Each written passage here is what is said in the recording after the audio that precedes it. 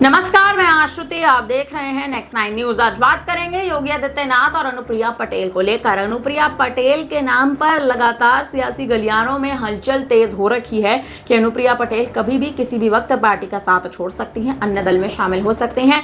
Samajwadi party Anupriya Patel को बड़ा मौका भी दे सकती है।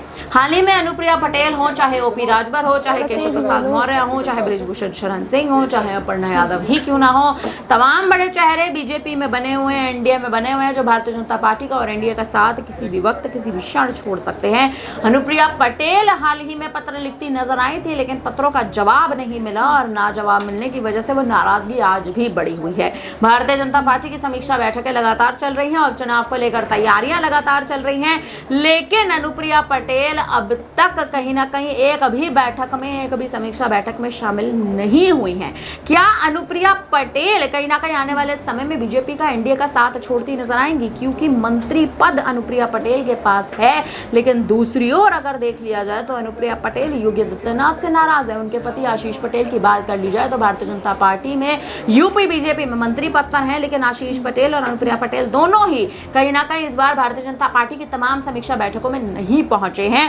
नाराजगी है और यह नाराजगी अब चरम पर पहुंचती जा रही है। उपचुनाव आने वाले हैं, उपचुनाव के लिए अनुप्रिया पटेल कहीं ना कहीं सीटें मांगती नजर आ रही थी, लेकिन एक भी सीट भारतीय जनता पार्टी ने अब तक अनुप्रिया पटेल को नहीं दी है। अपनी पार्टी का कहीं ना कहीं जनाधार अनुप्रिया पटेल मजबूत करना चाह रही थी, लेकिन उपचुनाव को लेकर अगर अनुप्रिया पटेल को मौका ही नहीं दिया गया तो आखिर योगी आदित्यनाथ हो, चाहे मोदी शाह की रणनीति ही क्यों ना हो, अनुप्रिया पटेल आखिर ऐसे क्या राजनीति, आखिर ऐसा क्या मुद्दा चलती नजर आएंगी जिसके तहत अनुप्रिया पटेल को कहीं ना कहीं समाजवादी पार्टी के खेमे में जाना भी ना पड़े और दूसरी ओर भारतीय जनता पार्टी या एनडीए उनको और उनकी पार्टी को मौका देता नजर आए। दूसरी ओर देख लिया जाए तो अखिलेश यादव भी इस बात के लिए तैयार थे, इस मुद्दे के लिए तैयार थे कि 100 लाइए सरकार बनाइए। केशव प्रसाद मौर्य को यह प्रस्ताव पारित करते नजर आए थे, लेकिन अनुप्रिया पटेल के नाम पर चर्चा तेज थी कि अनुप्रिया पटेल कभी भी किसी भी वक्त पार्टी का यानी एनडीए का साथ छोड़ सकती हैं। अगर छोड़ देती हैं तो मंत्री पद से बहुमत कहीं ना कहीं एक सीट की ले जाती नजर आएंगी। देखा जाए तो रॉबर्टगंज की सीट अनुप्रिया पटेल को दी गई थी, लेकिन जीत नहीं पाई। मिर्जापुर की सीट से जीतती नजर आई और अब देखना दिलचस्प होगा कि आखिर अनुप्रिया पटेल क्या रणनीति यूपी में बनाती नजर आएंगी।